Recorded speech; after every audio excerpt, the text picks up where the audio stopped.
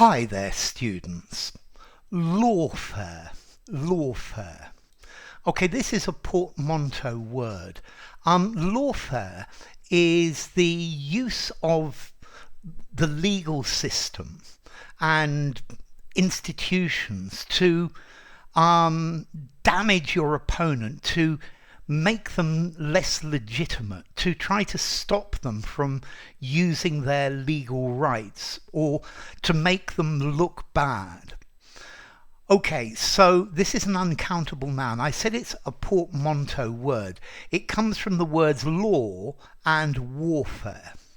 Warfare is war against an enemy. Yeah, and lawfare, well, I guess lawfare nowadays is part of warfare. For example, in the Ukraine, they are continually accusing the Russians of violations of the rules of war. And this is effectively threatening to take legal action against Russia for the actions they have committed. These threats in themselves are lawfare.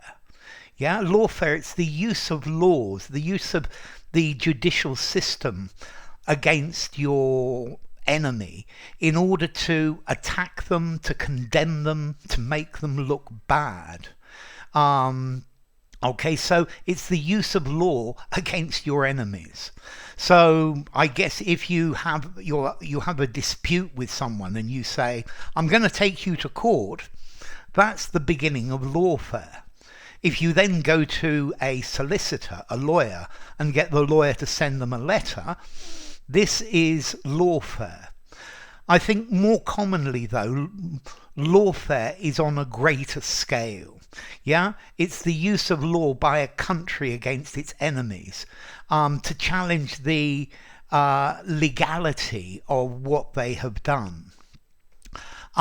So this is a modern thing. This is a new word as well, lawfare.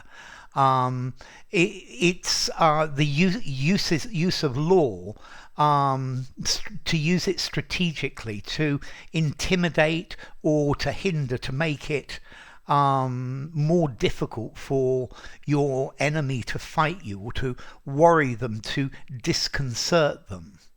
I guess in the US they are using lawfare against Mr. Trump. Whether he's innocent or guilty is irrelevant, but I think the Democrats are using lawfare in order to delegitimize him, to make him look bad. Because when you start accusing people of things that are illegal, whether they're true or not, some people will always believe some of it, even if none of it is true. So warfare, it's the use of lawyers, the use of the legal system to threaten, to get your opponent so that they're worried about their situation. This also is a tactic very often used by repressive governments or repressive dictators to stop the individual civilians, individual members of society in claiming their legal rights. Yeah, particularly where these people advocate non-violent methods, or they oppose discrimination or corruption or limiting of freedom of speech. That's very often where a dictator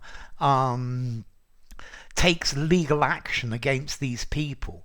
And if you're an individual and a country or a government takes legal action against you, whether you're innocent or guilty, you're still in big trouble. Okay, yeah, you've still got a big problem, because you need to show that this is not true, or at least defend yourself. Okay, for example, in the Israel-Palestine conflict, yeah, there've been many legal cases taken against Israeli officials to say that their action was illegal. Or in the dispute about the South China Sea, the Chinese have used legal warfare, lawfare, to say that this area is theirs and it belongs to nobody else. Okay, so lawfare, the use of law to intimidate your opponent, to decrease their reputation, to give them bad press. So enough. No, I didn't. So formality first. I think I would give this a 5.5 in formality. I think you could use it just about anywhere.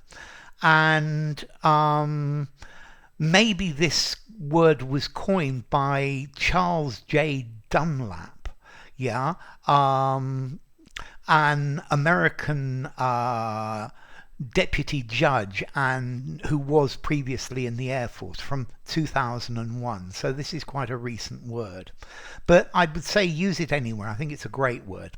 So enough. If you enjoyed the video, give it a rating, subscribe to my channel, and I will see you soon. Bye for now. Lawfare.